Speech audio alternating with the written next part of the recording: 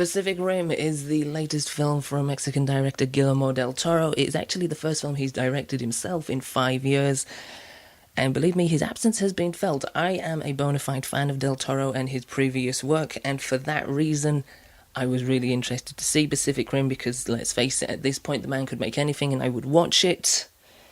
But at the same time, I was really kind of divided because everything I've seen and heard about Pacific Rim suggested that it was just really loud, brash, noisy, obnoxious, action-packed fodder, which, can be fun in an escapist sense, and I'm not knocking that, but it's not usually what I go in for, and it's the kind of thing that I try to tend to avoid.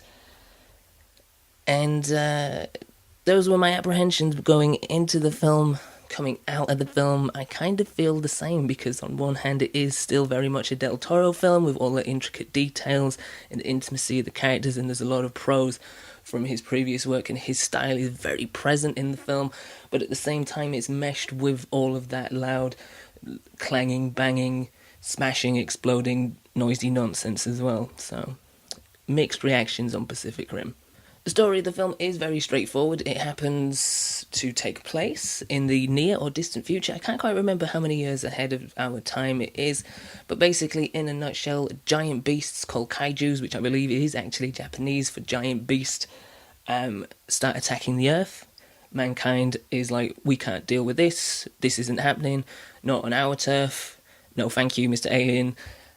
So together they join forces, put aside all of their bad will, all of their problems, all of their issues, combine their resources and technology and make giant robots called Jaegers, which has nothing to do with Jaeger bombs because let's face it, if you give robots alcohol, that is a disaster movie in a different tone altogether. So the kaiju attacks have been going on for a number of years and they're steadily getting bigger and worse, and there are bigger monsters coming through and destroying bits of the planet. And so the war effort is becoming really strained and we're losing the battle essentially against the kaijus. However, there is one last ditch attempt and it is more of a resistance than an army at this point, but there are 4 Jaegers left in the program, one of which is piloted by a ex-Jaeger pilot who has since disconnected from the program after a tragic accident, which you see at the start of the film, and is brought back on board for his expertise. And it's up to him and the rest of the resistance to fight the biggest fight that Earth has seen against these kaijus and save the day, as only a mismatched band of outlaws and giant robots can, I guess. The main issue with Pacific Rim for me is that it is very much a film of 2 halves. The first half I really enjoyed because the world is really vast, it's incredibly intricate, there's so many details, there's so much love gone into the preparation and making of this film, and just the vision of Del Toro, as it has been throughout the rest of his films, is just brought to life in a really incredible way, and there is just a really practical sense of taking what's in his imagination and putting it on the screen for us all to enjoy. And for the first hour of the film, I really enjoyed that. I love the commitment, because the thing is with Del Toro, when he commits to an idea and a world, he fleshes it out incredibly well, and you enjoy spending time exploring that world and getting to know the people within that world.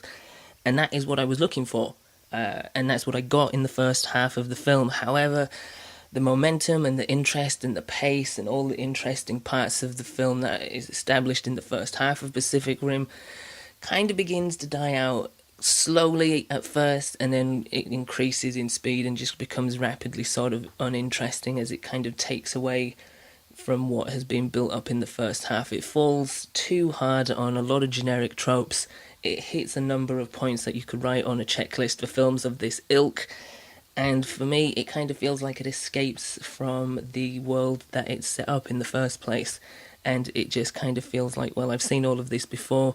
Not necessarily better, not necessarily worse, but you really, you were showing me something that was kind of individual and kind of unique to your idea.